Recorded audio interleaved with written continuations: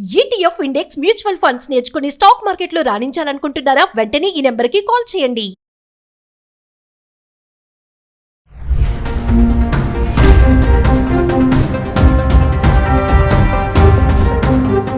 నమస్తే, welcome back to Suman TV.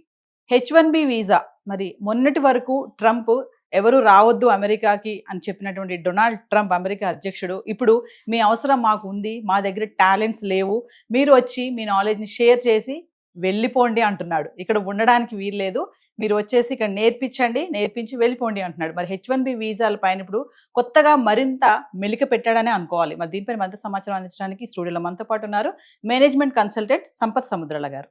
నమస్తే sir. Sir, మరి నేను చెప్పినట్టుగా మొన్నటిదాకా ట్రంప్ రావద్దు అన్నాడు, అంటే వలస విధానాలన్నీ అరికట్టేస్తున్నాను. ఎందుకంటే స్టార్టింగ్ నుంచి ఏ రోజైతే అధ్యక్ష పదవి తీసుకున్నాడు అధికారంలోకి అప్పుడే సైన్ చేశాడు, ఇమిగ్రేషన్స్ కానీ వీళ్ళెవ్వరూ రావద్దు మా దగ్గర కానీ. ఇప్పుడు కొత్తగా ఏంటంటే రండి, మీ నాలెడ్జ్ని మాకు ట్రాన్స్ఫర్ చేసి వెళ్ళిపోండి అంటున్నాడు, ఉండొద్దు అంటున్నాడు మళ్ళీ ఇక్కడ నేర్పించి వెళ్ళిపో అంటే దీని అర్థం ఏంటి సార్? వాళ్ళ దగ్గర టాలెంట్స్ లేవనుకోవాలా, అంటే మన వాళ్ళ దగ్గర ఎక్కువ టాలెంట్ ఉంది అంటే వచ్చి ఇచ్చి వెళ్ళిపోండి అంటే దీని అర్థం, దీన్ని ఎలా చూడొచ్చు అంటారు? ఫస్ట్గా చెప్పేది ఏంటంటే,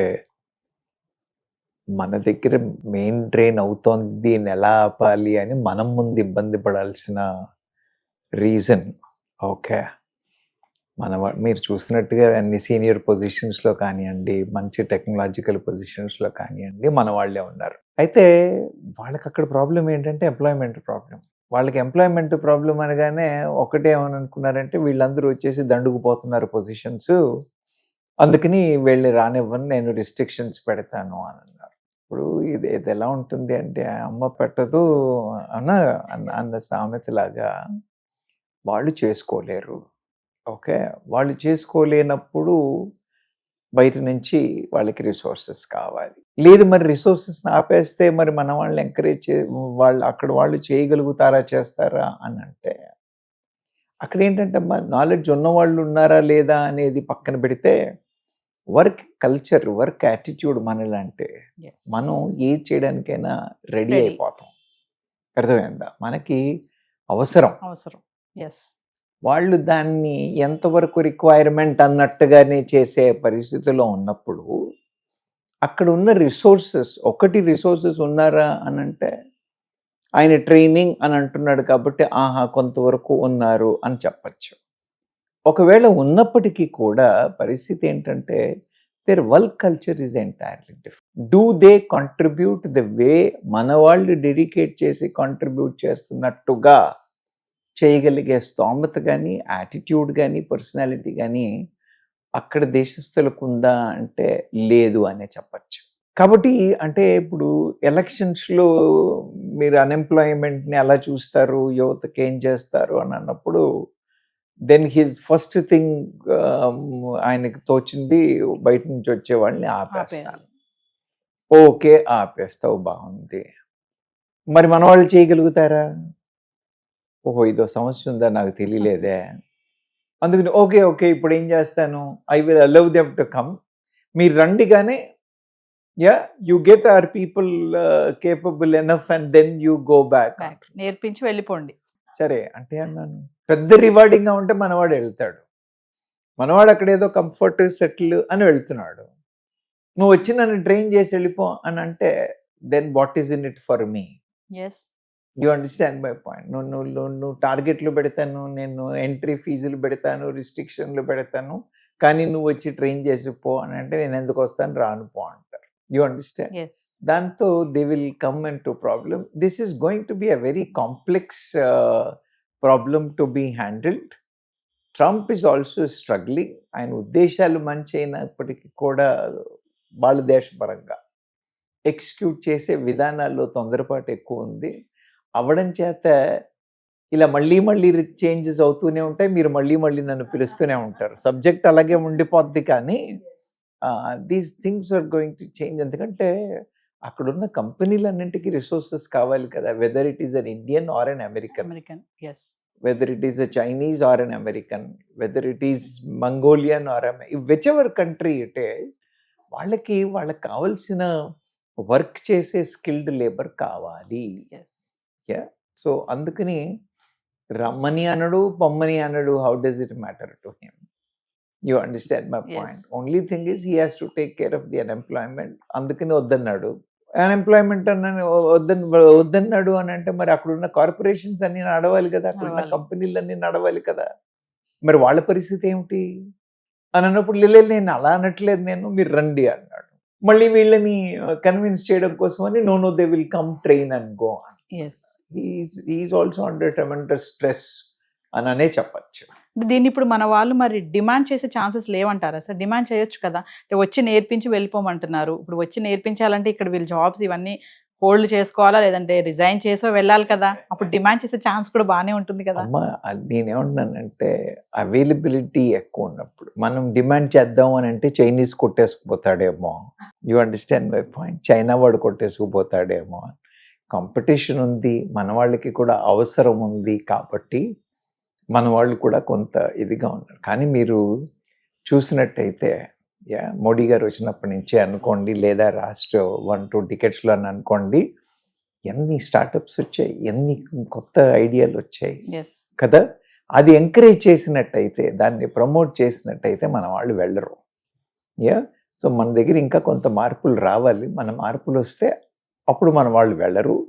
వెళ్ళకుండా మీరు చెప్పిన విధంగా ఇలా అయితేనే వస్తాం, ఇది అయితేనే వస్తాం అంటే కొద్దిగా ఇప్పుడు మీరే చూసారు కదా, ముందు వద్దన్నాడు, అరే మమ్మల్ని వద్దంటున్నారు అన్నాడు. Now he has come step down saying that లేదు మీరు వచ్చి ట్రైన్ చేసి ఉండాలి అన్నాడు.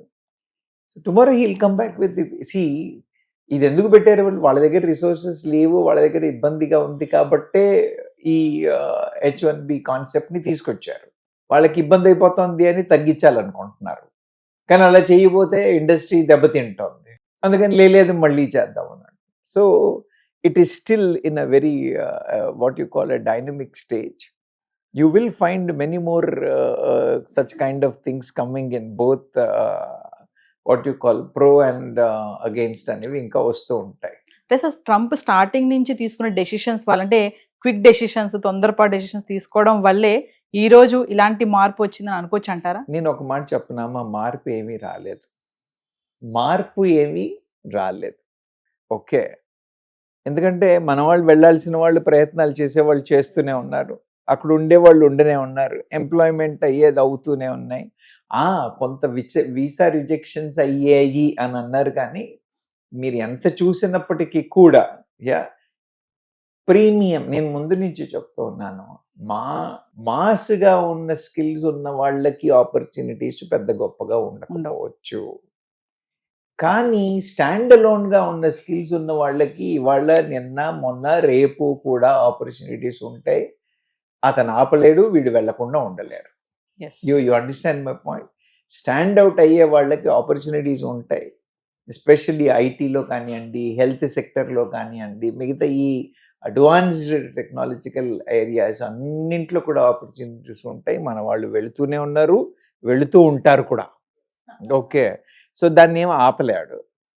మీడియోకర్గాను run out of the mill అన్న ఇంజనీర్లు కానీ, అలాంటి వర్కర్లు కానీ, వాళ్ళు కొంత స్ట్రగుల్ అవ్వాల్సి ఉంటుంది. వాళ్ళకి ఈ సిచ్యువేషన్స్ అన్నీ వర్తిస్తాయి. బట్ ఆపర్చునిటీస్ ఇంకా కంటిన్యూ అవుతాయా అంటే కంటిన్యూ అవుతాయనే చెప్పచ్చు. కానీ ఏంటంటే వాళ్ళు పెట్టే రిస్ట్రిక్షన్స్ వల్ల మనం కూడా కొంత ఇబ్బంది పడాలి. నేను అనేది ఏంటంటే, ఇబ్బంది పడాల్సిన అవసరం ఉందా? Why are we unnecessarily? మన దగ్గర ఆపర్చునిటీ లేకో, మనం చేయలేకపోతే కదా వెళ్ళి చేయడం. Why are we taking that risk?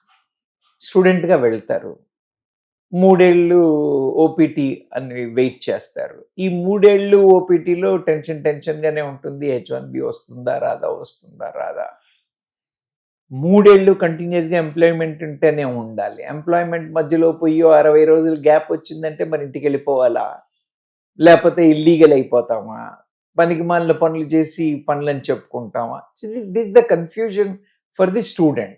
H1B వచ్చిన వాళ్ళకి కూడా వాడికి రెగ్యులర్గా రెన్యువల్స్ అవుతూ ఉండి గ్రీన్ కార్డ్ వచ్చేంత వరకు లక్షల మంది వెయిటింగ్లో ఉన్నారు. మనకి ఎప్పటికొచ్చాను? ఇప్పటికి గ్రీన్ కార్డ్ కోసం వెయిట్ చేస్తున్న వాళ్ళు, నేను చెప్తున్నాను కదా, కొన్ని డికేడ్స్ టైం పట్టేట్టుంది రావడానికి. కాబట్టి గ్రీన్ కార్డ్ వచ్చే అవకాశాలు చాలా తక్కువ. రావా అంటే వస్తాయేమో, ఎక్స్ట్రీమ్ కేసులు వేరు, రావా అంటే వస్తాయేమో కానీ but they will have this kind of difficulty. అందుకని నేను చెప్తున్నాను కదా, మనం వద్దంటాం కానీ వెళ్తూనే ఉంటారు, వాడు వద్దంటాడు కానీ పిలుస్తూనే ఉంటారు, ఎస్. వాళ్ళు వద్దన్నా పిలుస్తూనే ఉంటారు. అంటే ఇప్పుడు అమెరికాలో నిపుణుల కొరత ఉంది అంటే మన వాళ్ళ దగ్గర టాలెంట్స్ ఉన్నాయనే కదా అర్థం. ఖచ్చితంగా దాంట్లో ఏ మాత్రం తేడా లేదు. దే నీడ్ అస్. మన దగ్గర వాళ్ళు ఖచ్చితంగా స్కిల్ యాడ్ చేస్తారు, టాలెంట్ యాడ్ చేస్తారు. టాలెంట్ కంటే ఎక్కువగా నేను మాట్లాడేది ఏంటంటే అక్కడ టాలెంట్ని ప్రిపేర్ చేయగలరేమో కానీ అక్కడ యాటిట్యూడ్ ప్రిపేర్ చేయడం కష్టం. వాళ్ళకి సంవత్సరంలో నేను ఇన్ని రోజులు హాలిడే వెళ్తాను, I will take sabbatical for 6 months, I will spend time with the family, I will take a break for 2 years. ఇలాంటి యాటిట్యూడ్ ఉన్న మనుషులు చాలా ఎక్కువ ఉంటారు అక్కడ. మన వాళ్ళు ఏంటి, గొడ్డు చాకిరి. ఆపర్చునిటీ ఉందంటే ఏ ఇండస్ట్రీలో అయినా, నేను ఐటీఐ అనట్లేదు, ఏ ఇండస్ట్రీలో మన వాళ్ళు ఆపర్చునిటీ ఉందంటే ఎక్కువ చర్చుకుని పనిచేయడానికి రెడీ అయిపోతారు. You understand. అందుకని మన వాళ్ళకి టాలెంటే కాకుండా the attitude of Indians to work, contribute చాలా ఎక్కువ. కాబట్టి ఇవాళ్లే కాదు, in the days to come also will have opportunities. So ఈ టైంలో మరి ఒకవేళ మన వాళ్ళు ఈ ఆపర్చునిటీకి వెళ్ళాలి అనుకుంటే మరి ట్రంప్ మళ్ళీ ఫీజెస్ పెంచే ఛాన్సెస్ ఏమైనా ఉన్నాయనుకోవచ్చు అంటారా? ఇప్పటి వరకు అయితే స్టూడెంట్స్ గా వెళ్ళిన వాళ్ళకి ఈ $1,00,000 కాన్సెప్ట్ అనేది వర్తించదు. మన దగ్గర నుంచి ఎక్కువగా వెళ్తున్న వాళ్ళు మాస్టర్స్ కోసమే వెళ్తున్నారు. కంపెనీలు ఇక్కడున్న గ్రాడ్యుయేట్స్ ని రిక్రూట్ చేసి తీసుకెళ్ళాలి అని అంటే ఆ ఫీజు వర్తిస్తుంది. If the company finds the skill, అలాంటి ఇక్కడ ఉన్న వాళ్ళలో అలాంటి మాకు అది యాడ్ అవుతుంది అంటే కంపెనీస్ హెజిటేట్ అవ్వవు. ఒకటి. రెండవది, ఈ ప్రాబ్లం కంపెనీకి, నాట్ టు ది క్యాండిడేట్. కాబట్టి if they want, they will put pressure on Trump's administration to get some leeway. వాళ్ళకు కూడా ఇప్పుడు ఛాలెంజ్ ఏమైందంటే, మనకి ఒకటి, రెవెన్యూస్ ఎక్కడి నుంచి పెరుగుతున్నాయి, వాళ్ళ రెవెన్యూస్ మనం చూసినట్టయితే, మన పిల్లలు వెళ్ళి మాస్టర్స్ చేయడం వల్లే యూనివర్సిటీ, మీకు లాస్ట్ టైం కూడా చెప్పాను నేను, యూనివర్సిటీస్ మనం కట్టే డబ్బుల మీదే బతుకుతున్నాయి. మన వాళ్ళు పోవడం మానేస్తే యూనివర్సిటీలు మూతపడతాయి. అందుకని యూనివర్సిటీ వాళ్ళు గొడవ చేస్తారు. యూనివర్సిటీలు మూతపడితే మన పిల్లలు వెళ్ళరు. మన పిల్లలు వెళ్ళకపోతే వాళ్ళ ఫ్యామిలీలు ఏదైతే హాలిడేల మీద వెళ్ళి ఒకసారి కాన్వకేషన్ చూసి రావడమో, అడ్మిషన్ చూసి రావడమో అన్న ఈ టూరిజం అనే రెవెన్యూ ఏదైతే ఉందో అది కూడా ఇంపాక్ట్ అయ్యే ఛాన్సెస్ ఉన్నాయి. తరువాత ఇండస్ట్రీ ఎలాగో దెబ్బతింటుంది. సో ఈ అన్ని కారణాల చేత ఒకసారి టఫ్ అని అన్నప్పటికీ కూడా మళ్ళీ రోల్ బ్యాక్ చేయడం, మళ్ళీ చేయడం అనేవి రెగ్యులర్గా అయ్యే అవకాశాలు ఉన్నాయి. వాళ్ళ అవసరాలని బట్టి వాళ్ళు పైకి కిందికి మారుస్తూ ఉంటారు. కాబట్టి మీరు చెప్పినట్టుగా మనం డిమాండ్ చేసే పొజిషన్కి రావాలి.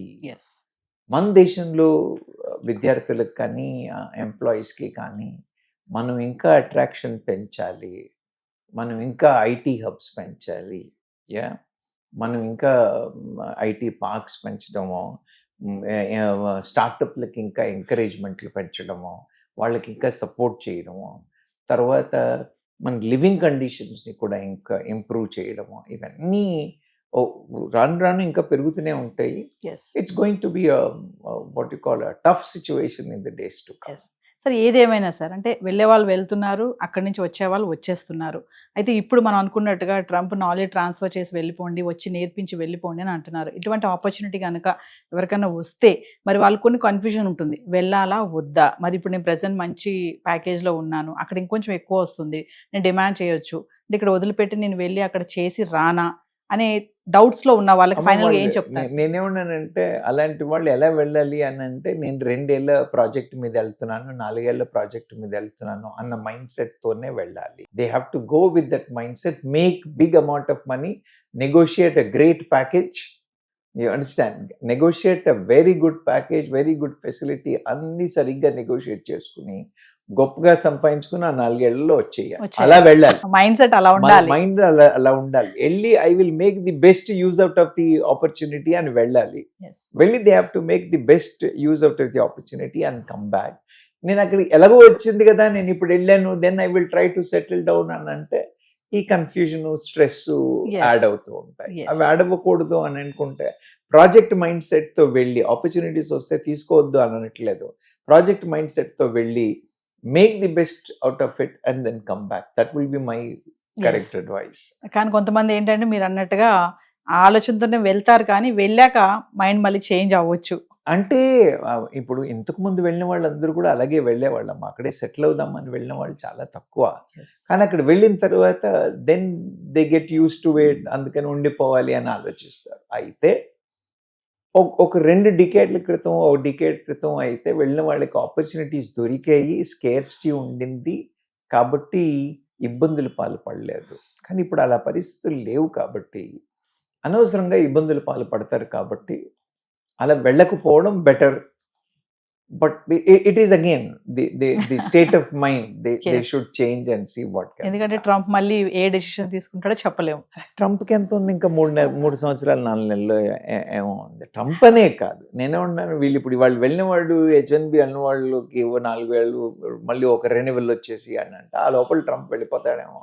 Yes, so it is not on the Trump alone, but on the overall situation మనం చూసినట్టయితే we will have challenges అన్న మైండ్ సెట్తో వెళ్ళడమే బెటరు.